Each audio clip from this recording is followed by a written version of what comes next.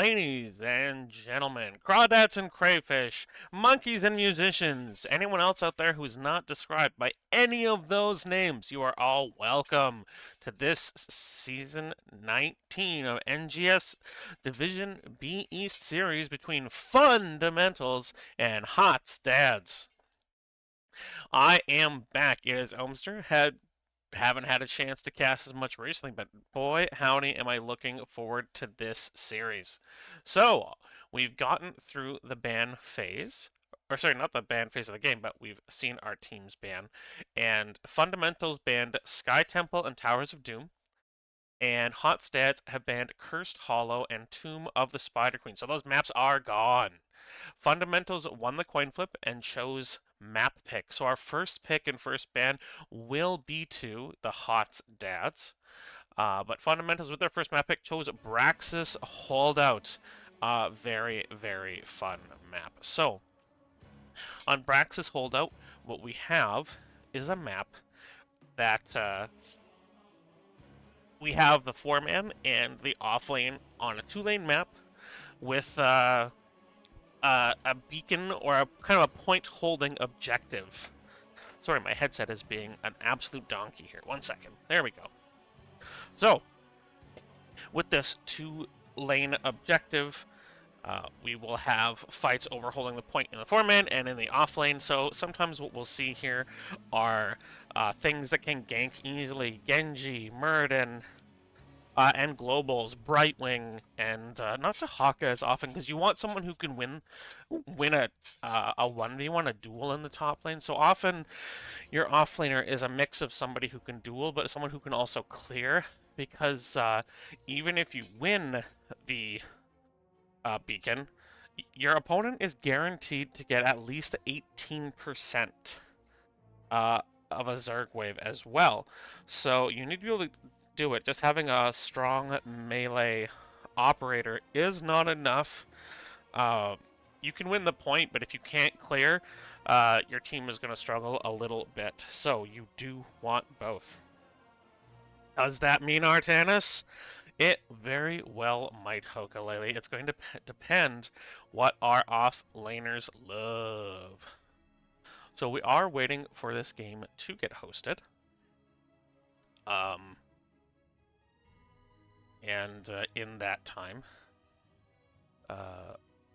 we are going to talk a little bit more. So the 4-man can be very interesting as well. Things like Junkrat are extremely strong. So things with a good point control are very, very powerful. And so Johanna is a strong tank, Garrosh is a strong tank. Diablo can be okay as well on this map.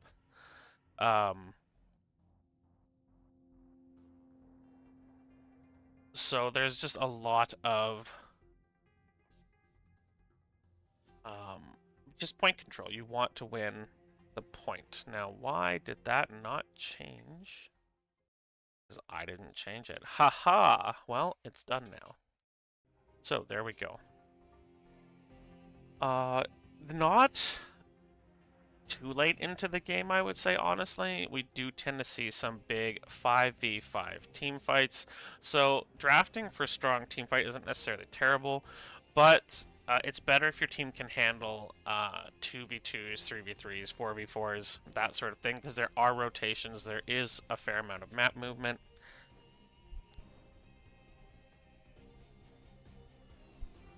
Sorry, dead air. Had a sneeze that wouldn't come the first time there. Hoo-wee. Lewis and the news. Alright. Again, just waiting for these teams to grab a game here, to pull up, and either send me an invite or post it in the chat. So, yeah, really looking forward to what we see here from these teams. So we know that Hot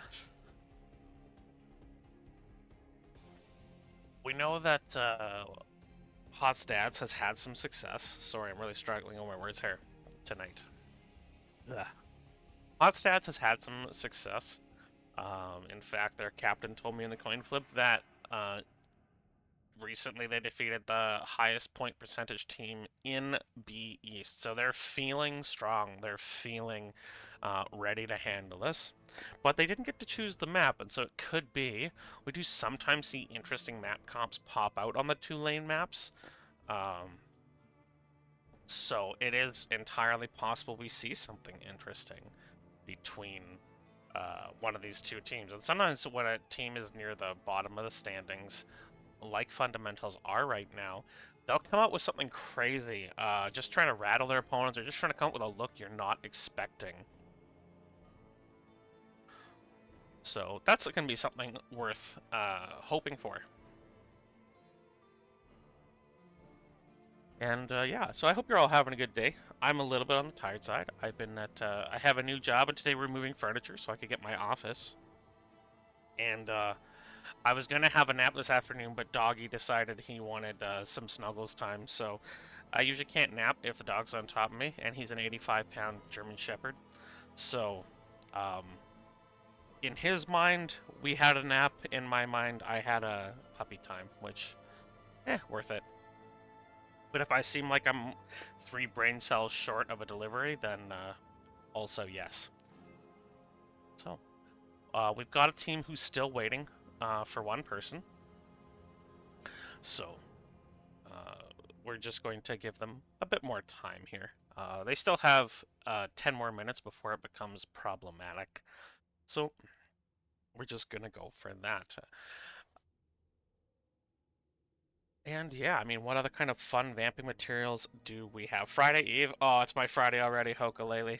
I only work Tuesday, Wednesday, Thursday, so it's Friday, Friday, gotta get down on Friday. Never sing that song, Monk or Omster. That's just bad juju. The baddest juju. But yeah,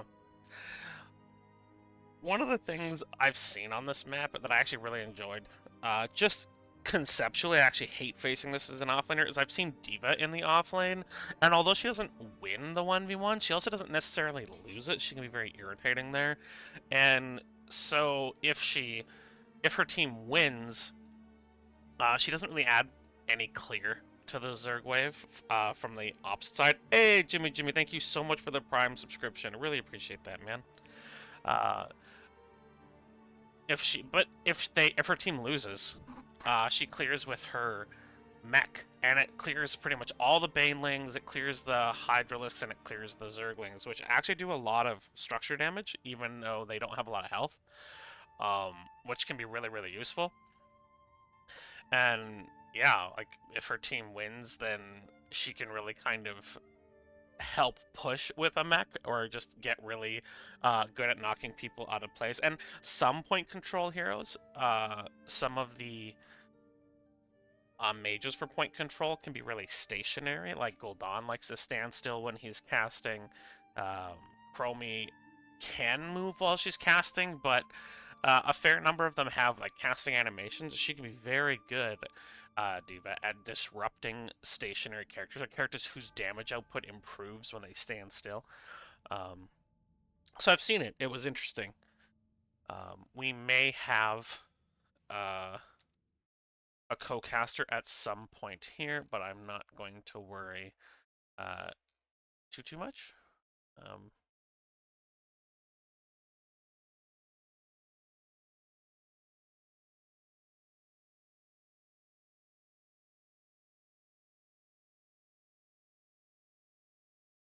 Maybe they'll be able to join me for a later game, and if not, maybe just a later day.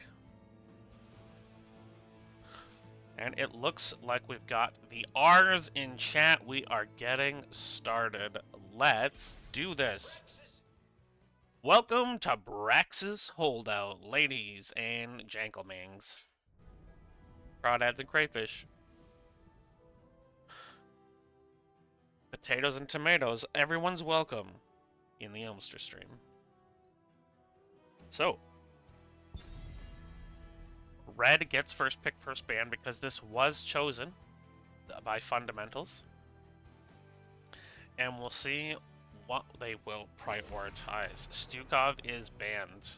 Always a great ban, but especially on this map over the beacon, that puddle is just makes it very hard to defend. When you can't use your abilities, you lose a lot of your tankiness for tanks, a lot of your damage for damage dealers, so he really does take your options away. Great ban there from the members of Hotstads.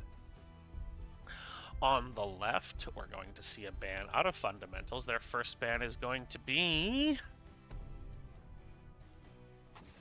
Junkrat, also an excellent ban. The mines and the traps around the beacon can be such a pain.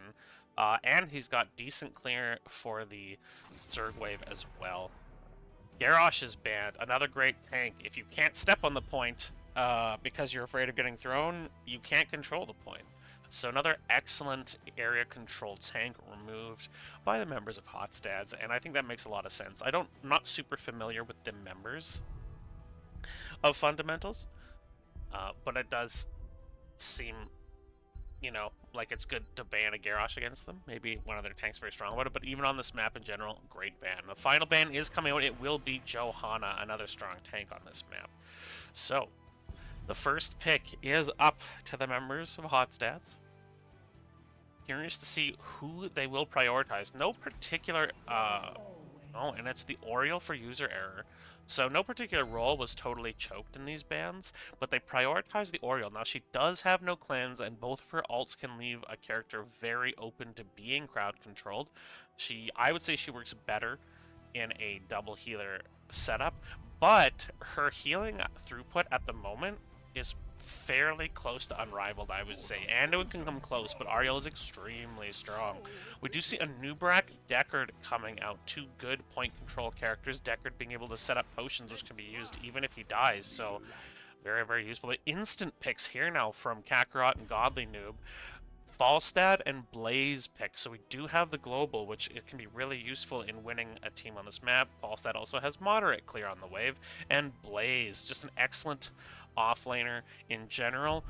Not the strongest duelist in the world, but definitely not bad at it either. So you would pretty much have to pick a lane bully at this point to try and beat a Blaze off of the point with his sustain damage and CC.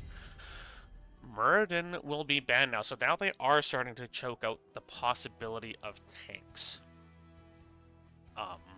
And we will see. So Muradin is great because of his ability to rotate quickly and jump over walls, which can help the offlaner, and it would, between him and Falstad, it would make it very hard to control the upper point, if that's what you were looking to do, so a good ban there. And then Probius is banned. I don't know if this is a troll ban or if this is a secret pick by the members. I mean, I could see it working against the Zerg and onto the point, but I'm just surprised to see the ban. Leoric is chosen by It Wasn't Me, and Rock Ripper takes the Varian. So this is interesting. It's a double bruiser. Nubrak has already been picked as tank, so now we have a 4-man Varian, who I would say is most likely to be Smash. And a sudden amount of huge one-person burst can be difficult for Ariel to totally overcome, because she does have, I think, about a 4-second delay between casts of her heal. So Smash could help them delete someone before Ariel can really do anything. And it's Jaina Arthas. So we get the Ice Cube combo here. The Chill Mage and the Frozen King coming in to control the point. And those are some strong picks. Arthas' ability on the point he just kind of exudes slow damage and control, and Jaina is good in short range, which against double bruiser can be immensely strong. And the final pick here is going to be Orphea, who can do a lot of damage over point as well and can be quite mobile, although if she does get hit by a Jaina ability, it's a lot harder for her to do the ditzing, dancing, and getting out of the way that she likes to do. So these are our teams. Fundamentals versus Hot Dads here in B East are about to pop into game number 1. We'll see whose comp wins it.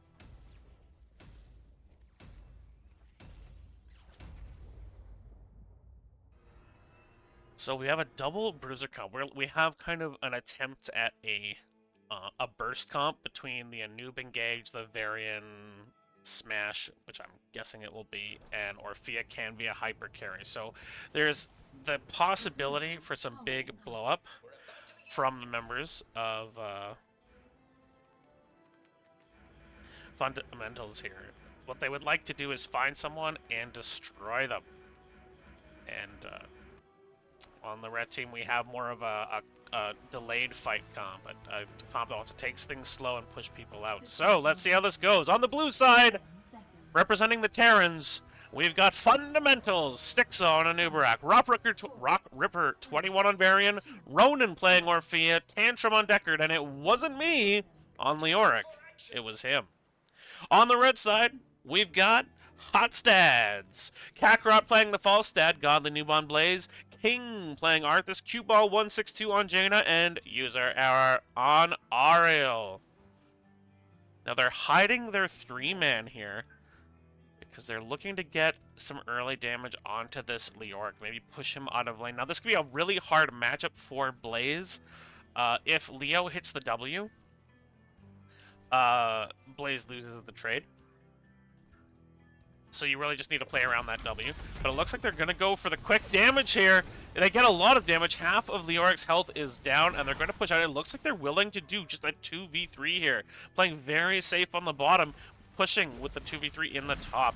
Now we have the Nerubian Spell Armor here for Leo. The Lion's Maw, that's usually the tank trait. Are they going to have 2 tanks in this game? As they continue to put damage, they were just fooling, it wasn't me. They are keeping the 2-man up here. We've got Ancestral Strength, so the trait buff for Orphea. Sapphire. Oh, they're going to try and kill! They're going to kill! It is a kill to the Skeleton King. He's dead. Now, he will be back quickly, not just because death timers are short early in the game, but because he is the Skeleton King. But Orphea and Varian are going top, although pre-4 Varian is not that strong. It's 2 stacks on his line, but again, that's with the tank build. I am curious to see if we get tank Variant for some reason. It's just a lot of control for a hyper carry Orphea. And we have Consume Vitality, so not Ossian Renewal on Leo. This is bizarre. Some very interesting picks here. Now we do have a root. But King is taking a lot of damage here, and remember, this is a 4v3 in the bottom lane. But he does get some healing, and he does get out safely. And in the top, they're content to just continue bullying this poor Leoric as he takes so much damage and they control the top point. On the right side, we see it's auto-attack Falstad, actually. He wants to hit as frequently as possible and kill minions. We, in fact, have Neural Stim Packs, so gain mana and cause basic cooldowns to recharge faster. We have Caster Blaze. I don't know if I've ever seen anyone pick Neural Stim Pack, I'll be honest. But a big level. They've just hit 4. What are we going to see? It is Smash Varian, but he has to go with the lines. They got so much damage and it wasn't mean. In fact, Varian takes a lot of damage as well. And this is not going to help them control the top here. There's the stun. We've got Rhyme for Ing, who's about to go down. He's down to 100 health. Oh, they're not able to follow it up, and he lives, but he is going to have to back here.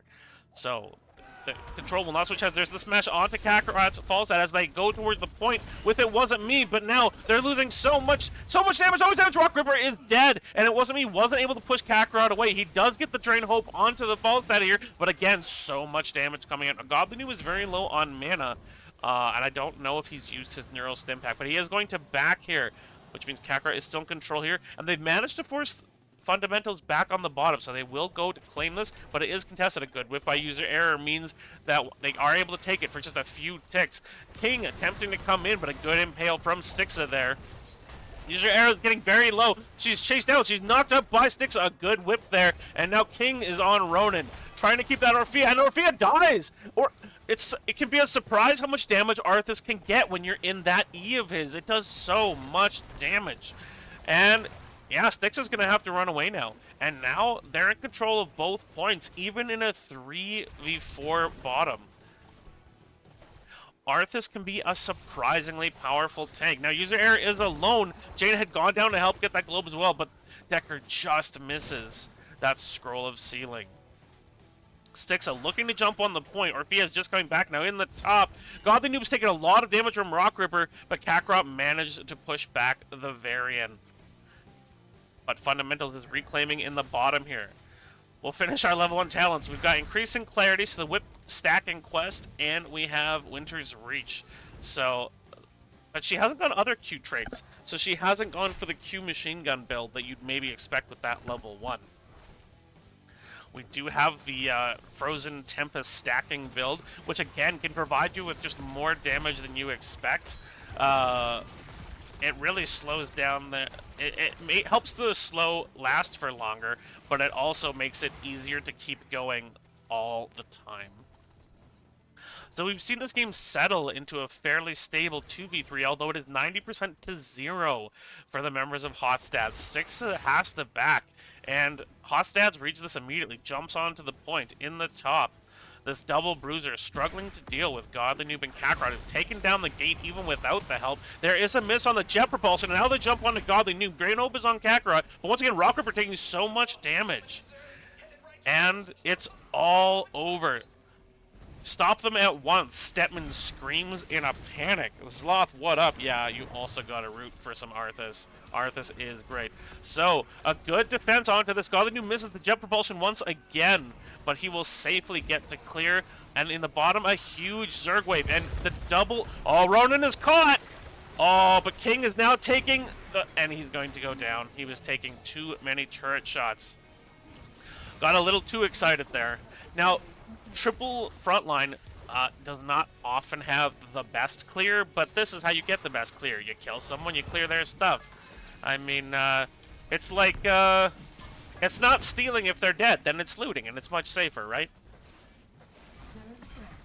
So the Zerg threat is eliminated, although there's a full level lead for the members of Hotstat at this point, and they will hit 10 before the next beacon phase. It looks like both teams are looking for their hard camps at the moment. The bottom keep is down for the members of Fundamentals, and this map can get a bit snowbally, so it's up to them to find a way to release the choke that Hotstat has on this map at this moment. Stixa absorbing experience in the bot lane. A big wave is now pushing forward as he is anchoring for his team, looking at the bottom Firebat wave. This has been cleared much faster, and it looks like they're going for the rotate now with the top. With the bottom fort down, Hotstats will now send their offlaner bottom and send their 4-man top. And because they're slow to take this camp with the triple frontline, Fundamentals is now slow to defend their keep. They will be showing up just as the Firebats and the wave crashes into it, although Orphea does have good clear. There is a route onto King, but he's not under fort, and Fundamentals will clear out the Firebats quickly. Top fort at about 60% health. 10s have come out. We've got Gust, Bunker, Army, of the Dead, Ring of Frost, and Aegis. But here comes the damage onto It Wasn't Me. He's still alive. This is a 4v5. Blaze is still bottom. But again, Arthas is forced to use his Army of the Dead, and pulling that ult out, Fundamentals is willing to back away until they hit their own 10s. Blaze has escorted a full health Bruiser camp right to the gates of hell. I mean, the keep. Right to the gates of the keep. He is going to rotate up now, and Leo is now on this bottom camp. They're going to try for this fort before the beacon. He's coming in. He's looking for the stun. Oh, Ronan with a sidestep, and there is the cocoon. And they've got so much damage. What a turnaround. Unbelievable. There's so much damage. Volstad is blown up immediately, but now the counter kill onto Virion and Orphea, but they're still very low. King gets in on the bunker, keeps himself alive, and now Stixa. It was a turnaround into a turnaround. Some amazing ultimate use by the blue team, locking them into so much control. With the Anubrak burrow charge into the crushing jaws, into the scroll of sealing, and it looked like it was going to be a big loss with the health bars just flying down on the side of Hotstats, but instead they turn it around. They get 2 kills for 1, and that has got to be disappointing after a great setup for Fundamentals. Now they're coming up here. Godly Noob had eyes on them, but it is all 5, so it is going to be given up here. by the red team is they look for a wider engage. So they are a little split up at the moment, though, but here comes the damage onto King. He's taking a lot. He has popped his Army of the Dead again. Out comes the Crushing Jaws, but a good Aegis means it misses King. They are now jumping onto Varian, and he's dead. It wasn't me getting super, super low. The Scroll of Sealing keeps Arthas from following up, but they are jumping onto Leo, and he is dead also. Ronan has come in very aggressively, looking to use those autos to get away, but has not yet been hit by the chill of Jaina. But getting chased by Kakarot's Falstad gets gusted away from her team, and now she has to try and find safety in this bot pit. Beacons are both again over to the side of Hotstads. Orphea hiding here. Tantrum the Deckard is all alone. He's taking so much damage from Kakarot. He gets engaged now by Stixa, but that's only going to give them momentary control over that hero as a full power Zerg wave comes in to the 18% for Fundamentals, who again, this is, yes, we should tell Cyanide about that. He could clip that for sure. We now have a NGS highlights maker, ladies and gentlemen. If you see anything cool, please send a clip to Cyanide. You'll find him there. But a big kill onto Orphea, and this is really going to hurt the ability of Fundamentals to defend the Zerg wave. Arthur's attempting to lock down, but he doesn't have his 16 that can root his E target, or people in his E yet. A good stun there by User onto Rock Ripper. The Ring of Frost comes out, but it doesn't manage to lock anyone down, with Leo cleverly using his Wraith Walk there. The stun on the sticks, he's blown up immediately. Nubrak is a lower health tank, and a great follow-up damage to that Blaze stun as they pile damage onto this bottom keep. King is getting knocked back by the Lornado.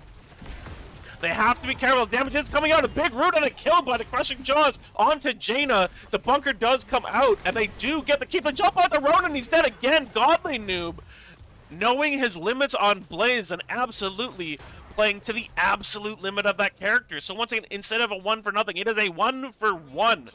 Some great plays on this Blaze by Godly Noob. And in the bottom, most of the gate gets taken down by Kakarot split pushing.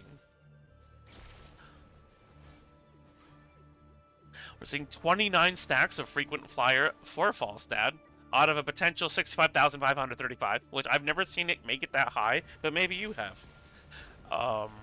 15 stacks for the increase in clarity, and only 21 stacks on Lion's Maw for Varian so far. We often see, I forget what it's called, like Champion or High King or whatever on 1 for Smash Variant, but he decided to go the safer route, but he still hasn't quite managed to stack this. They're going to force boss. Now they are 16-13 right now. Blaze is on this alone at the moment. It seems like this is a split call. No, they are not going to go for it. They give up the boss call. They're going to push with their camp bottom, but they're re-engaging again with a big talent advantage. Godly Noob charges in, but just misses his opponents. They are going to steal this camp, and Fundamentals are going to give it up. They do not want to fight over something with as little value as a Fireback camp. It's not worth dying for. In the top lane, Kakarot is, with the help of Jaina, blowing up this camp, and a good heal gets him back to almost full health. Godly Noob healing himself in a puddle of fire. That doesn't make sense, but hey, I don't write the lore.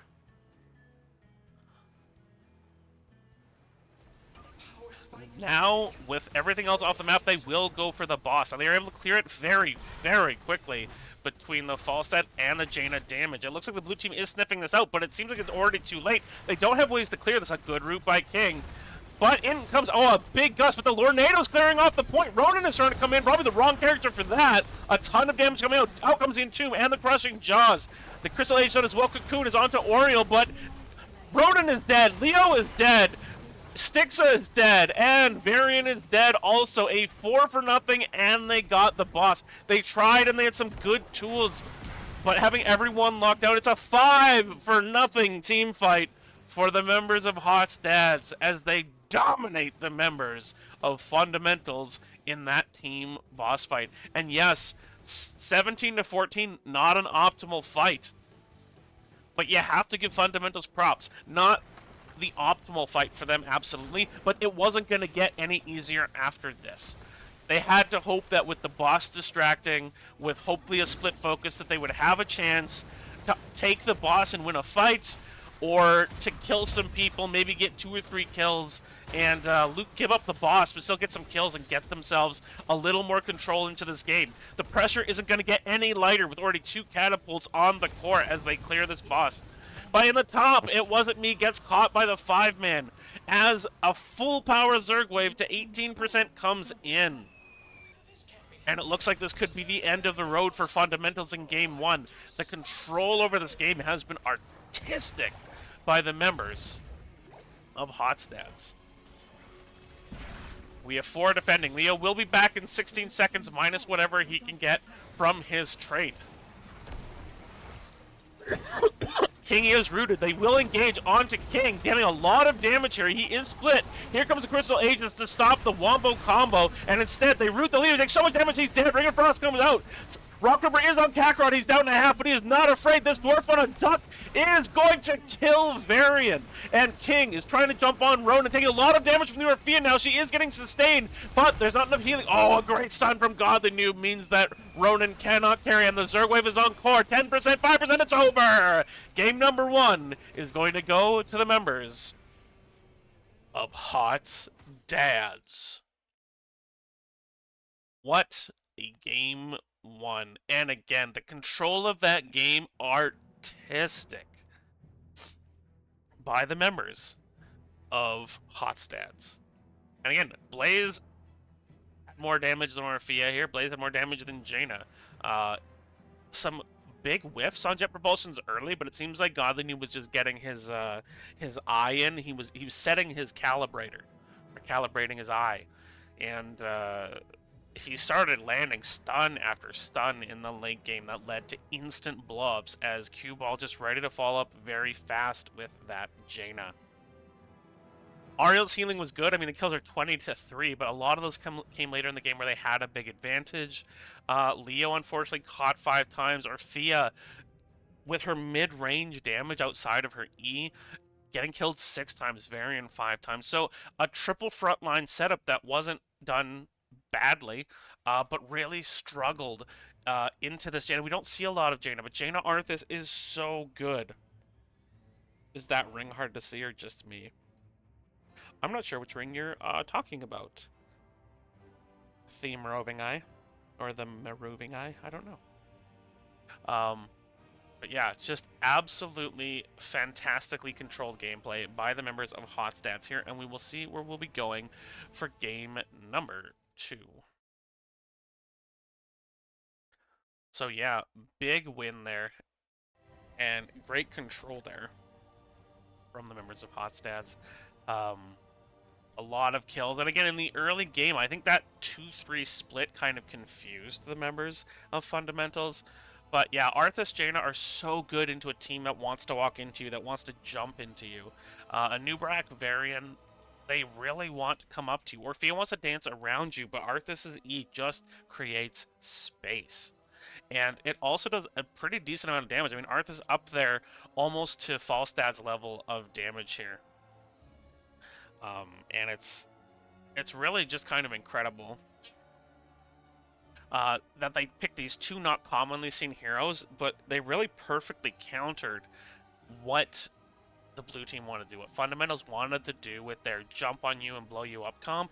Arthas and Jaina means you're going to pay for it. And I really liked Ariel's Crystal Aegis in this game also. What we saw from the Crystal Aegis was that she tried to stop big combos. That's what she tried to do. Instead of going, oh, you're low, I'm going to Aegis you and heal you after, she'd go, here's coming the big combo, the root into the Entomb, into the Crushing Jaws. No, I'm just popping you in Aegis. They're not going to be able to do anything with all these attempted ultimates. They'll lose 3 resources to our 1. And it really meant that instead of it being a person just ready to be picked off, it was instead a person ready to turn a fight around when they came out of her Crystal Aegis. So some really smart defensive plays there from the Ariel. And some really solid whips as well. I feel like It Wasn't Me had a very hard time on that Leoric. Leo is able to kind of bully in lane if it's a 1v1 and he hits his W, but even if he doesn't, he's able to clear pretty easily against melee characters. But setting the fall setup there was Leoric's nightmare. The Skeleton King did not want to face a dwarf on a duck and a dude in a fire suit. That's just not his thing. Neither of them were those Diablo characters that he's killed so many times, and so that was tricky. That was really tricky for It Wasn't Me. So I don't blame him for that being a tough one. It looks like we're going to be going into game number 2 on Battlefield of Eternity, the second 2-lane map. We'll get to see some more interesting things.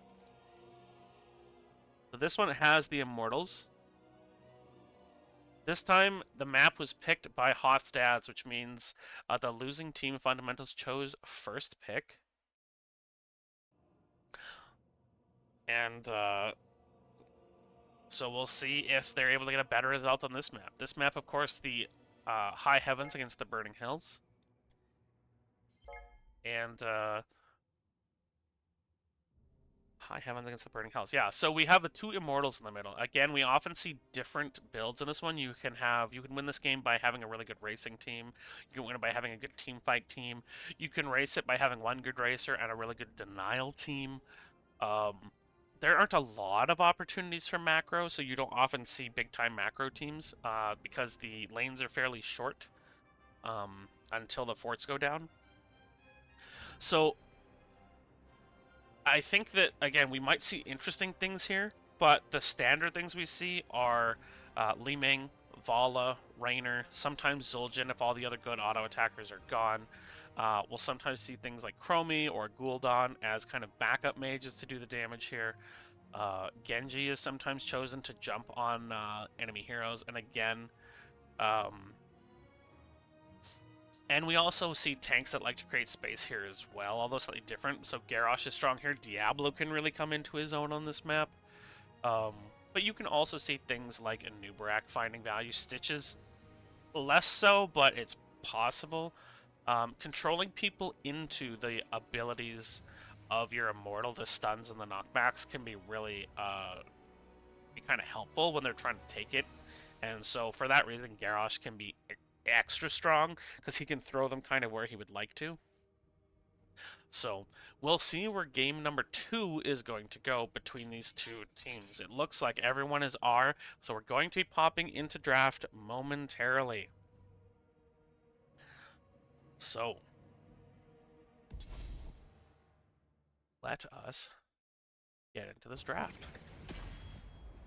So, the first pick and first ban will go over to Fundamentals. They chose this, so Hot Stats picked the map. And we'll see what they're prioritizing. They chose first pick this time, so there is a comp they have in mind. There's something they want to run, and there's also things they want to ban, and they'll get that opportunity now. Now, I know a number of people were upset at the cut down on times for bans and picks that had been in the latest patch, but from what I've heard, that has now been, it's the same as it used to be in customs at this point. So hopefully that shouldn't change how much I need to talk, / how much time these teams have to make their picks. Junkrat will be the first one banned, and it must be because someone on Hot Stats is great at it, because I don't see Junkrat as having as much value on this map as he does on others. Stukov banned again from a Hot Stats. So far the draft is looking the same from both teams as it did last time. We'll see if we have any hard right turns here. And yeah, Hotstad looking really good last game. We'll see if they can bring that same energy this time. But, you know, as a caster and as a fan, I think we'd all like to see Fundamentals pull out a game and run this sucker to 3. Johanna gets banned again, so again, the same bans in the first 2 from the members of Fundamentals.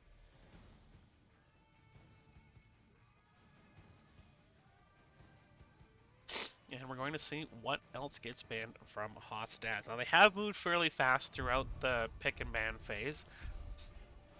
So, but it seems like they're going to let their ban go down to the last moment on this particular one. And their ban is Garrosh. So it is exactly the same bans. I mean, Garrosh is a fantastic ban on this map. The ability to manipulate your opponents into the stuns of the Immortal and then into the stuns of your teams can absolutely turn a fight around. So that's an excellent ban. Vala is first picked by Rock Ripper, and she is probably the premier auto attacker for this map, so she does have a lot of value. We will see what the response is from the members of Hotstads, but Vala can go Q build here. If your team is confident, she can go auto build, and it can have value here because, again, the lanes are short, which means you're often clashing them. You see the Ariel Muradin come out. King, as far as I remember, does like his Muradin, and so that is a strong combination for sustain for longer, drawn-out fights. And seeing as Vala, I would argue, is more likely to go Q in this matchup, she can't stack that as much as autos, so go ahead, says the Dwarf King. Diablo and Artanis coming out. Hokulele, rejoice! The Protoss Duelist has come to play on the battlefield of eternity, and Diablo can also be terrifying. The Lord of Terror. There's so many walls and so many vents from which to jump people into walls, so a lot of value can be found from the prime evil here. Now, we're next going to have a ban from Hotstads. They're taking it to the last moment again. They ban the Li Ming. Good choice. Li Ming Vala is probably the optimal DPS setup for this map in particular. Now, we're going to see a ban come out next from the members of Fundamentals, because the next two picks will be on the side of Hotstads. So they're going to have to say what they want to get rid of here, which heroes they refuse to see. And they're going to ban... It's... Mario! It's Greymane. Also an excellent racer who I forgot to mention on this map. Wook? Is that some sort of hip new word I don't know about, Hokulele? Wook! Maybe it's a Protoss word. I don't believe in typos. So, with Greymane gone, that does limit some of the racing opportunities. We're going to see a Yrel from Godly Noob and a Kael Thas. Q-Ball picking out the mages we don't often see. A Jaina, then a Kael Thas. Not necessarily the fastest racer, but we're starting to see a team that really wants to disrupt and frustrate their opponents. And Yrel, with her level 1 talent kit armor, can actually really blunt Artanis' attack into her, and he's going to go amateur opponent, which he gets very little bonus to dueling. So this could be an annoying top lane for the Protoss champion. We're going to see them pick Anduin and Tassadar. Anduin, still one of the premier healers, and Tassadar, a decently strong mage. Not as strong here as something like the Li Ming, but it has the ability to do plenty of damage and keep itself fairly safe. Ronan is definitely going to have to play with different positioning than he did with Orphea. The final pick coming out here will be a DPS pick, most likely, for Kakarot, but he is the captain. He is the final choice, and his choice is Tychus. A decent auto attacker, but again, this is here to blow up the Diablo no matter how many souls he has. Kael Thas. Now, it's interesting. I don't know how much you're expecting your opponent team to clump up, and you don't have a lot of tools to force the clump up for the bombs from Kael Thas, so I'm curious which build we will see here. But these are our teams. There are a ton of options for how this game goes, when we will see which way it goes in game number 2 between Fundamentals and Hotstads. We're up 1-0 in this series. This is NGS Nexus Gaming Series. On the blue side, representing the high heavens, and having Ilarion the Angel Lieutenant on their side, we have Fundamentals. Stixa is playing Diablo, Rock Ripper 21 on Vala, Ronin on the Tassadar, Tantrum playing Anduin, and it wasn't me on Artanis, it was Hoku. On the red side, we have Kakarot on Tychus, Godly Noob on Yrel, King playing Muradin, Cubo 162 on Kael Thas, and User Error on Ariel. This are Hotstads! We do see Q build for Vala, and we see Lightwell for Anduin, which gives him the opportunity to heal even when he can't be in range, which can be useful for characters that dive in like Diablo. We see the W build from Tasso, good wave clear build, and Storm Shield from Diablo, likely indicating a Fire Stomp Lightning Breath build. And of course, amateur opponent, or amateur opponent. I hate the word amateur, actually. Why am I saying it like that? Amateur opponent from Tacit, or from the other Protoss in this match. And we see the 2-3 once again. Kakarot in the top lane, Godly Noob. They're playing a really annoying style. They're playing a wave clear mage with infinite heals from Ariel and a tank that can sustain through. What an interesting... But this time the response is immediate. Rock Ripper's going to come again, but this time he is not a melee variant. He can provide more value here. We do see the Dauntless, the armor talent from Yrel, which will help her against both the Vala and the Artanis. Quarterback from the Tychus, so more of a grenade build. Third win from Muradin. Oh, a good swap there on Kakarot. He has to dash away. Does get some damage out, but is at half health, and he doesn't have any opportunities to heal at this point. And we will get Searing Light from the Ariel, the standard level 1 for this Angel of Hope. A good whip there, stunning, and oh, but they're getting the bombs out on Ronin and Tantrum. It's quite a lot of damage on Anduin. Artanis gets killed in the top lane as the Protoss champion goes down. So this is a 3v3 in the bot lane now. But once again, the sustain is going to be easier for user error than our Anduin. They both have very good heals, but it doesn't take any mana for Oriel to heal. Although Anduin has a much cleaner cleanse. With that death to Artanis, Hotstats is going to jump on this top camp. Sorry, I'm getting stuffed up for reasons I don't understand. So if I sound congested or do a gross sniff, please forgive. They do manage to get the top camp. Godly Noob looking to see if he wants to make a jump. He just misses it as Artanis stays mounted there. Oh, a good knockback there. They're going to try and get a lot more damage onto Artanis. Kakarot's taking a lot of damage here. He does throw the grenade. Manages to sidestep the Void Prism.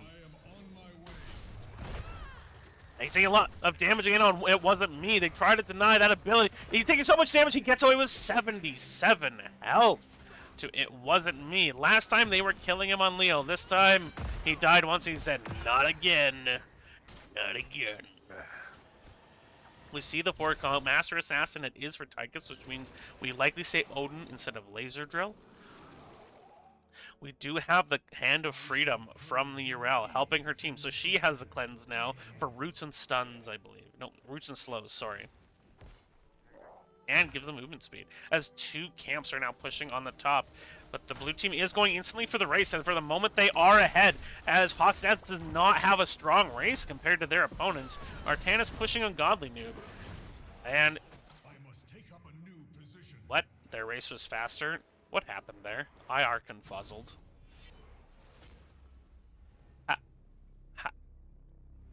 This team has a Vala. How are they behind on this race? That Tychus is burning through Alarian's health.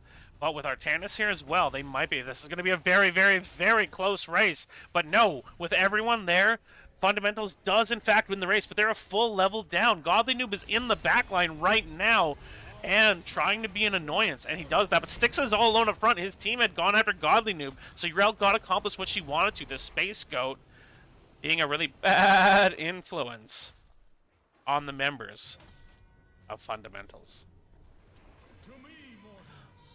So, no kills before this, but 7s do come in for the members of Hotstats as they fight Ilarion. He made a Devil Pancake out of Belith.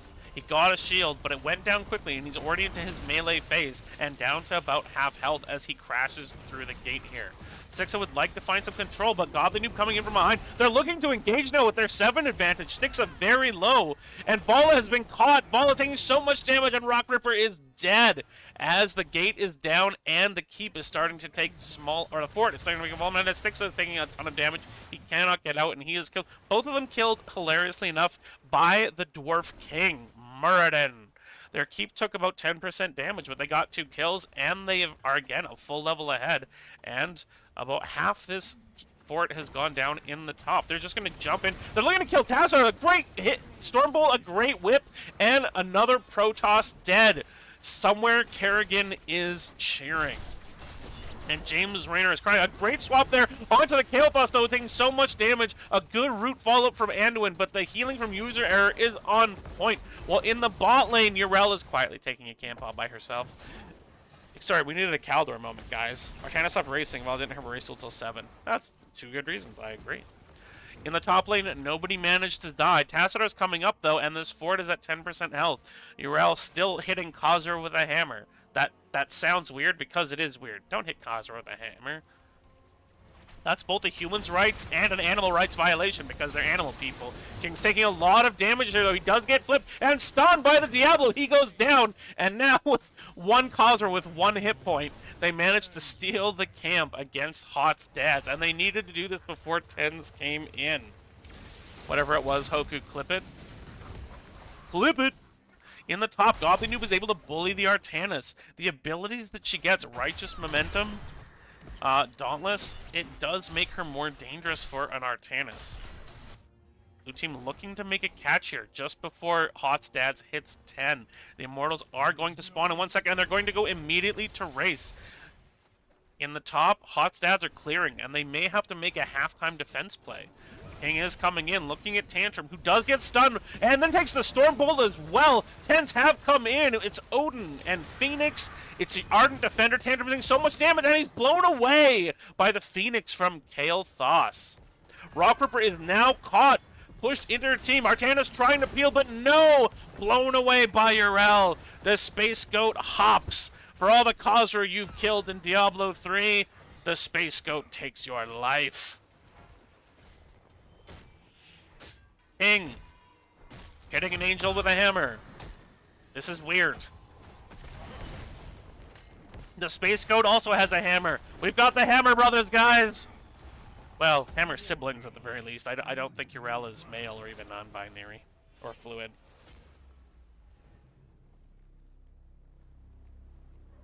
Now we see the halftime lead for the members of Hot's Dads. Rock Ripper trying to get some damage in here, but sees there's a few more members here than she thought.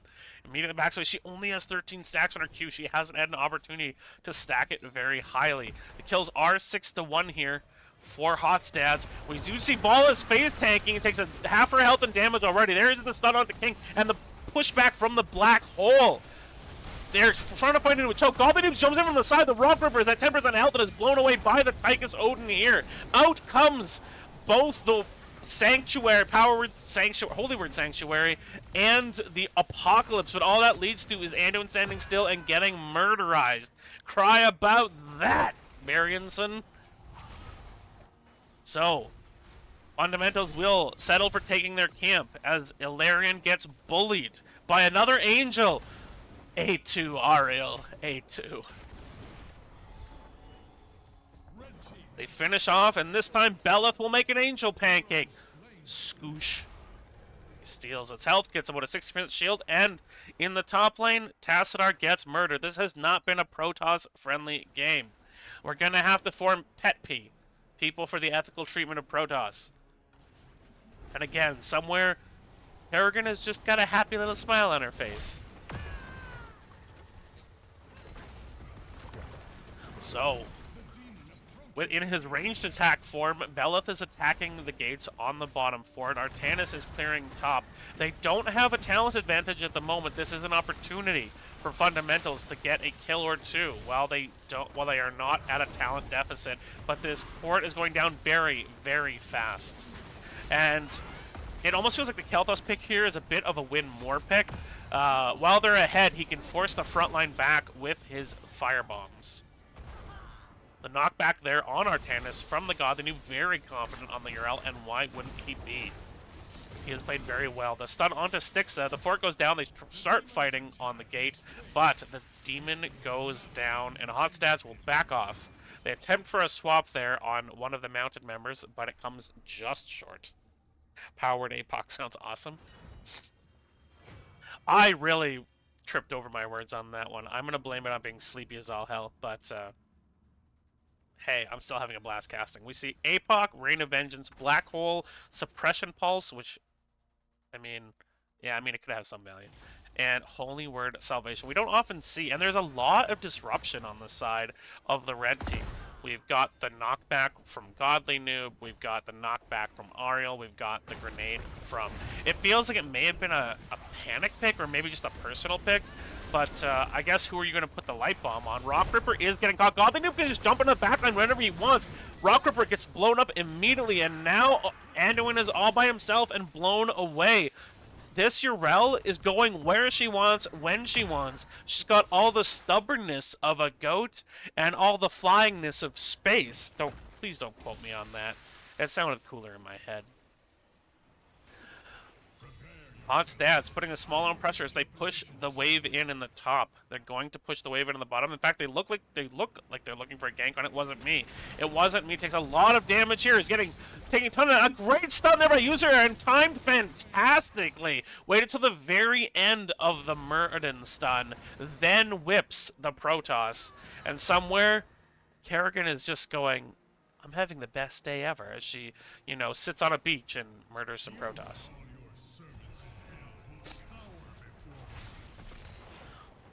Red team burning down Ilarion here, but the blue team is trying to do the same in the top, and they are getting a fair amount of damage. It's fairly comparable despite their level deficit. Here comes Godly Noob, but they're going to jump on him right away. They're tired of the Space Goat. She jumps over onto... Here comes the APOC. They're going to try and get some stuns. And in fact, there is a stun onto King, but it's not enough. Rock Ripper goes down to the Ariel. Styx are taking a lot of damage on the second as Godly Noob just goes stomp, stomp, stomp all over the place. I don't know if fundamentals are Goombas, but Godly Noob sure thinks so as he keeps stomping on his opponents. The Holy Word Salvation comes out, but it's not enough to save Artanis and Tassadar, as we've got a double Protoss murderation. Styxa is all alone in the back, cannot be saved by anyone, but he can't get away. They're knocked back by Space Goats. Oh my goodness. And a 5-man team wipe as Tychus finishes his Master Assassin.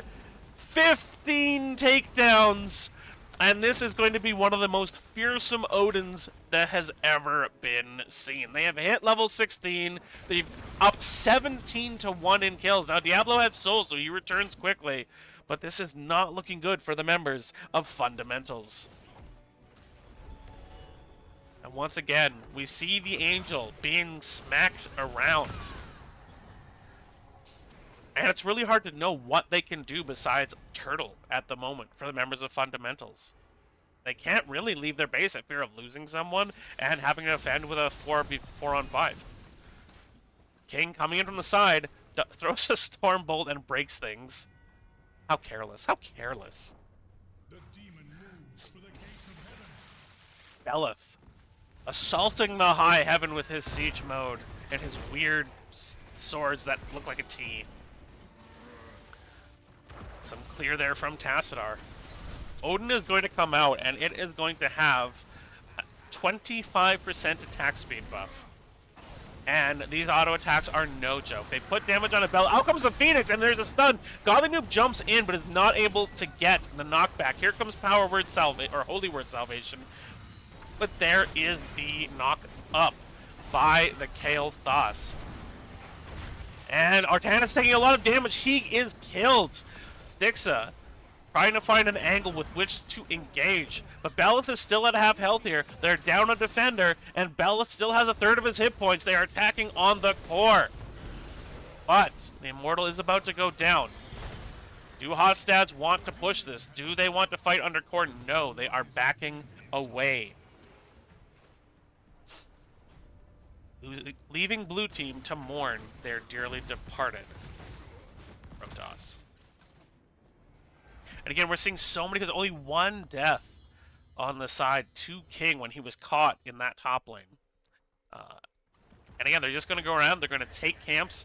I don't think they're going to feel a need to get 20 before fights because they haven't lost one yet. But feeling so confident, Kael'thas is just... Oh, Kael'thas is disconnected. We do have a pause, which means we are going to this.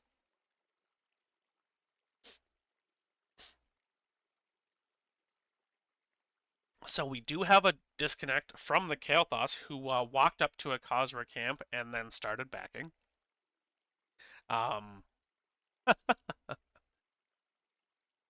And apparently Kakarot had better things to do tonight than staying connected. Oh, sorry, no, Kakarot was a Cue Ball has better things to do tonight. He just unhooked his internet. He's gonna have a quiet, romantic night, you know, like you do on game day. And so yeah, I mean, barring a miracle, it's hard to see how the members of Fundamentals come back in this game. They want to hit 16, be on an even talent tier, but they're likely to still be between 2 or 3 levels behind, which is a 8 to 12% difference in statistic scaling, which makes life very difficult. Now, their opportunity, without the opportunity to really get a big wombo here, none of their ultimates really help each other out in terms of womboism. I can't think of any two I would mix together. There's not really anything to set up the APOC. The Reign of Vengeance could follow an APOC, but I mean, unless you've locked down your Rel, it doesn't matter what Vala does. She's just getting hopped on like a Goomba. Black Hole actively goes against helping APOC. It pushes people out of position. So it's not Wombo. Their answer is not Wombo. Um, and the problem they have no answer for is your Rel. There's no one on their team who can force her to not slap around the backline at 20 when she gains Seraphim and can't be crowd controlled. It's going to be just literally a nightmare. Just an unstoppable space goat. Hop, hop, hop on its way across your face. And then when you go, you know what, I've had enough of this. Bam, crowd control. She goes, nuh-uh, I got the Seraphim. And she sings it in your face while she walks through your crowd control, hammers you into oblivion, jumps on your face, and just goats it up. And then when you're like, all right, well, we finally put enough damage on you to kill you. Oh, she has Ardent Defender. She's just gonna heal from all your damage now. Um.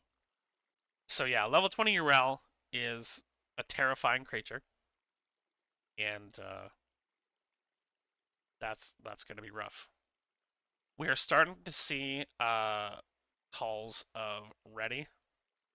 Cue Ball has called effing Comcast, so we'll be back in the game right about now.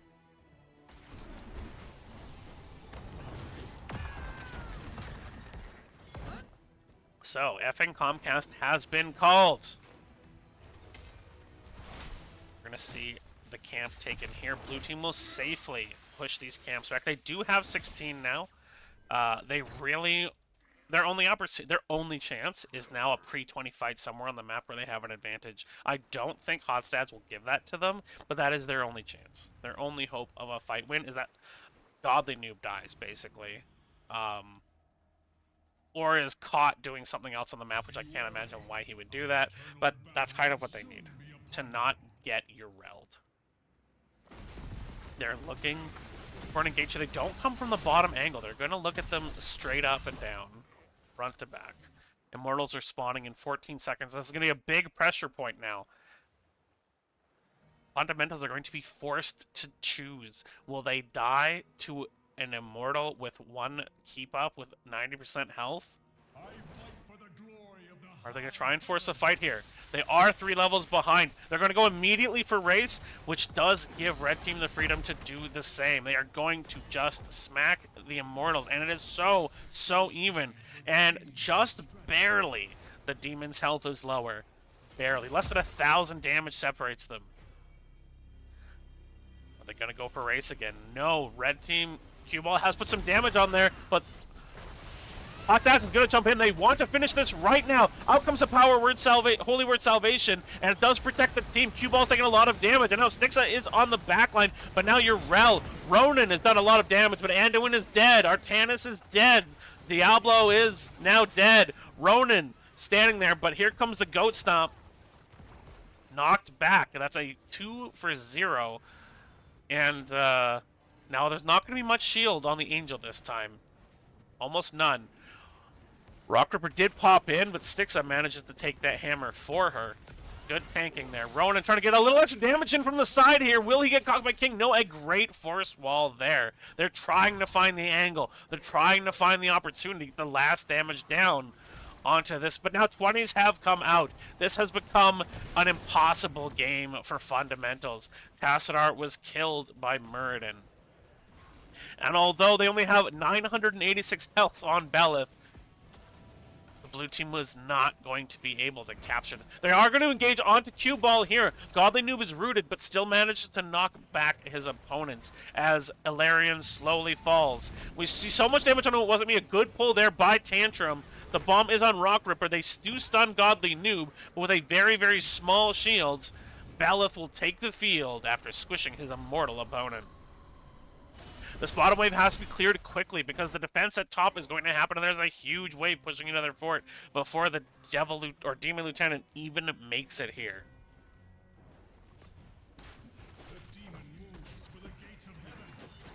No attempt at a swap there. That would have been suicidal for It Wasn't Me. And down 3 full levels and 20 talents where we see Big Red Button, Seraphim Rewind, Flamethrower, and Shield of Hope. Shield of Hope making it even harder to get a final burst. Oh, there's a firebomb or a flame bomb on It Wasn't Me, and another good flame strike. Here comes the holy word salvation. Bellis at about a third of his health as the final keep goes down.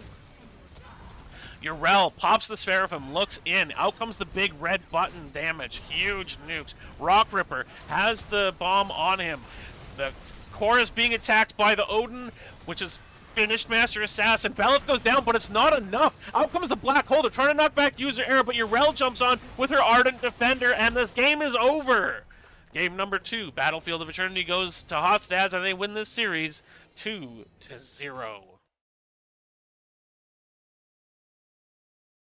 So we'll do a quick game summary, then jump into a lobby. Hopefully we can get a interview with Hotstats. 21-1 the kills, and just very little opportunity for fundamentals to get into this game. A well-oiled machine is how the members of Hotstats are looking, and in this game, they proved it. From every angle, at every opportunity, they would not take their foot off the gas, and boy howdy, did they lay into the members of our opposing team of fundamentals. So a 2-0 win for Hotstats.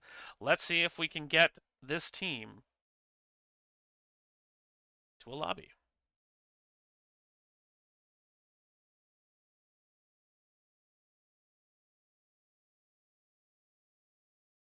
So,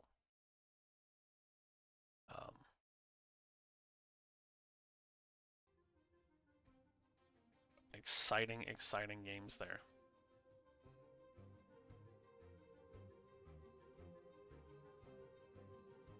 Great, great work there by our members from Hotstats. Just incredibly powerful 2-0. And yes, fundamentals are at the bottom of the standings, but this is by no means a weak victory. Their control over the fundamentals of the game and the team fundamentals was tremendous. So I've gotten word that we've got some people coming in here for the interview, so that should be right soon for you wonderful folks. And we're waiting on you. Oh, there we go. We've got cue ball and user error. A quick and very powerful 2-0 over the members of fundamentals. How are you guys feeling right now?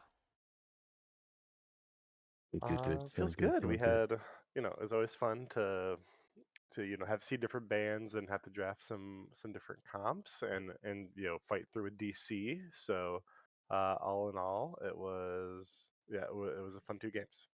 Yeah. Oh, Vala for 2 games in a row, user error, looking really strong with the whips, looking really good with the using the Crystal Aegis in game 1 to prevent wombos as opposed to just save someone at low health. Is that a character you've been practicing a lot lately, or just has Oriel always been a go-to for you? She's definitely always been a go-to from whenever she was released. But then obviously with those recent patch notes in the rebalance changes in the last few months, she got really strong and then tuned down a little bit, but I still feel like she's really strong. So it's been one of those, if she's available, I'm gonna pick it. She's got, a good kind of a good, stasis, cleanse, some good disengage with the whip, and then a couple other little treats depending on the the map and the needs. Yeah, absolutely. Um, For UQ Ball, two uncommon mages played tonight. Jaina into the triple front line, and then Kale Thoss on this map, not necessarily known as a racing hero. What kind of led you into picking these mages that we don't often see at this level of NGS? I suck. I only and they wouldn't let me play my Samoro that we've been desperately practicing, so I gotta stick to easy mages. Just the ones where you press buttons, nothing else? Yeah, that's about all. I'm just pick something easy. Well, you made them look really, really good. Godly Noob went off in game two on his Urel. That Space Goat was Goomba stomping the members of Fundamentals. But you guys had some really interesting setups in both of these two-lane maps with a 2-3 split with, a strong healer, a wave clear mage, and a sustain tank. And then you gave Kakarot to Godly Noob both times. Is that just a two-lane map variation for you guys? Was it just against the members of Fundamentals, or what kind of prompted that strategy for you? We're just Yeah, we're dabbling in the waters. yeah. I We're think just dabbling. we were playing Storm League some night and felt very oppressed by an enemy team who did it to us. So we've just been, playing it competitively when we can to see, what it looks like and how it feels. And obviously, if you give, the way Godly plays offlane and give him a little extra kill pressure in that top lane, and good things happen. So it's been good so far, but we're not, it's not gospel or anything. No. I'm Well, gonna. it's, oh, sorry, go ahead. I was gonna say, but I'm also gonna snitch on another team because there's another team that did it and beat the hell out of us doing it, and I gotta. Was it CM? I think it might have been Lafai and Equipe. I think there's another team that did it to us on Braxis. They Mm. beat the hell out of us. So if anybody's playing against them, just keep that in mind. Well, you made it look good. Clean 2-0. And Kakarot mentioned in the coin flip you guys had beat the team with the highest point percentage in B East, and now you've come out. Now, I mean, no insult to fundamentals, and near the bottom of the standings, you guys looked really crisp, really clean. Any shout outs you guys would like to do before we hit the end of the interview here? I'll say Thanks. a quick. Oh yeah, go ahead. Oh, here, go ahead, Kibal. No, after you. Okay, I'll say a quick shout out to our buddy King for jumping in as a sub. Our main tank is out of town for work, a work trip or something like that, and so King was able to hop in and it didn't miss a beat on Bird and Arthas. So we appreciate King for coming to help us out, and then of course we'll shout out the rest of the Discord and all the Hots Dads Discord arena and all the friends in there. So yeah, it's always fun to play games. And I will add shout out to the Tuas and Blizzard if y'all are watching. Free Wiggity as per usual, and appreciate you streaming our game tonight. Oh, it's Yeah, always thank a you, sir. blast to cause. Yeah, King really fit in with your comp. I actually didn't realize he wasn't, or that he was a sub tonight. For some reason, I thought he was regularly on your team. But yeah, he looked really, really good. Well, thank you guys so much for these crisp, clean games. Best of luck to you guys going forward. It looks like you're getting strong headed right into the playoffs. So that's a great time to start getting hot. So well done. Thanks, appreciate Yeah, it. Have a thanks, good guys. night, and thanks again. See ya. So those were our members of Hot's Dads, everybody. They do defeat Fundamentals by a score of 2-1. Um, so thank you so much for joining me. I'm not certain when the next cast will be, but I'm going to keep casting as I love doing it. The VODs will be available on Twitch for 7 days as per Twitch rules, and it will be uploaded to YouTube under the YouTube channel Omster if you want to scout/see some of these great plays again. Thank you so much for joining me. I hope you also have a great night, and please go enjoy yourself some Heroes of the Storm. I've been Omster. Good night.